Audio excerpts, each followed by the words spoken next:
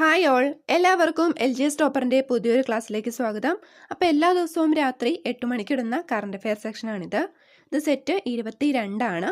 അപ്പോൾ ഇതിനു മുമ്പത്തെ സെക്ഷൻസൊക്കെ എല്ലാവരും കണ്ടുവെന്ന് പ്രതീക്ഷിക്കുന്നു. കണ്ടിട്ടില്ലാത്തവരാണെങ്കിൽ താഴെ ഞാൻ എൻ്റെ ലിങ്ക് ഇട്ടേക്കാം, ജസ്റ്റ് കാണുക കേട്ടോ. അപ്പോൾ ഓരോ സെക്ഷനിലും 10 ക്വസ്റ്റ്യൻസ് വീതമാണ് ഉൾപ്പെടുത്തിയിരിക്കുന്നത്. ക്വസ്റ്റ്യൻ നോക്കുക, ഉത്തരം പഠിക്കുക, അതിനുശേഷം അത് നോട്ട് ചെയ്ത് വെക്കാൻ ശ്രദ്ധിക്കുക. നമ്മൾ എഴുതി വെച്ച് പിന്നെ അത് റിവൈസ് ചെയ്തില്ലെങ്കിൽ മറന്നു പോകും. കറണ്ട് അഫെയർ ആണ്. കേരള 10th ലെവൽ പ്രിലിമിനറി എക്സാമിന് വളരെ യൂസ്ഫുൾ ആവുന്ന ക്വസ്റ്റ്യൻസ് ആണിത്.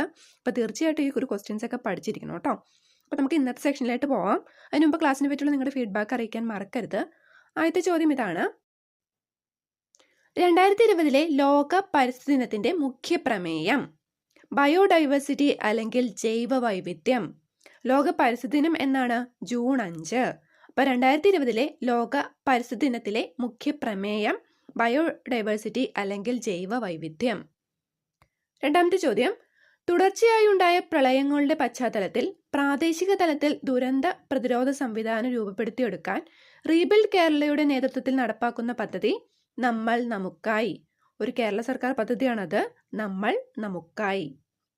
മൂന്നാമത്തെ ചോദ്യം: ആദിവാസി ഊരുകളിൽ വിളയിച്ചെടുക്കുന്ന നാടൻ വിഭവങ്ങൾ ആവശ്യക്കാരുടെ വീട്ടിലെത്തിക്കുന്ന വനം വകുപ്പിന്റെ പദ്ധതി വനിക.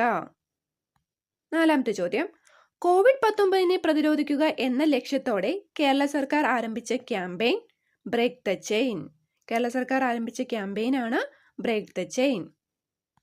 അഞ്ചാമത്തെ ചോദ്യം: COVID-19 ചികിത്സയ്ക്കായി ആരംഭിച്ച ലോകത്തിലെ ഏറ്റവും വലിയ പ്ലാസ്മ തെറാപ്പി ട്രയൽ പദ്ധതി പ്രൊജക്ട് പ്ലാറ്റിന. ഈ ഒരു പദ്ധതി വന്നത് മഹാരാഷ്ട്രയിലാണ്.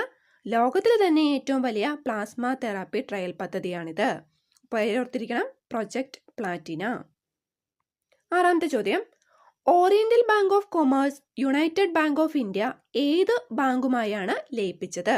അപ്പോൾ 2020 ഏപ്രിൽ 1 ബാങ്കിന്റെ ലയനം നടന്നു, നിലവിൽ വന്നു എന്ന് ഞാൻ പറഞ്ഞു. കഴിഞ്ഞ പ്രീവിയസ് സെക്ഷനിൽ പറഞ്ഞതാണ്.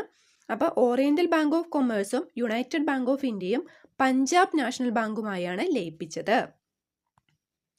ഏഴാമത്തെ ചോദ്യം: കലാംസാറ്റ് V2 ഉപഗ്രഹം വിക്ഷേപിച്ചത് എന്നാണ്? 2019 ജനുവരി 24. കലാംസാറ്റ് V2 ഉപഗ്രഹം വിക്ഷേപിച്ചത് 2019 ജനുവരി 24 കൂടാതെ ഇന്ത്യ വിക്ഷേപിക്കുന്ന ഏറ്റവും ഭാരം കുറഞ്ഞ ഉപഗ്രഹവും കലാംസാറ്റ് V2 ആണ്.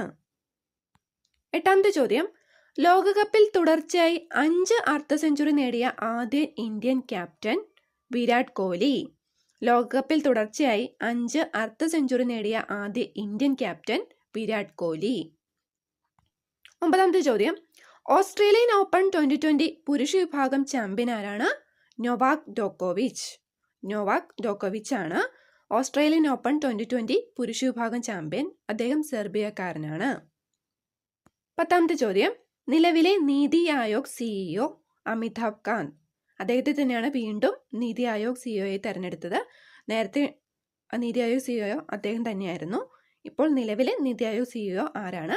അമിതാഭ് കാന്ത്. ഓക്കെ, അപ്പം ഇന്നത്തെ 10 ക്വസ്റ്റ്യൻ കംപ്ലീറ്റ് ചെയ്തു. എല്ലാവർക്കും താങ്ക് യു.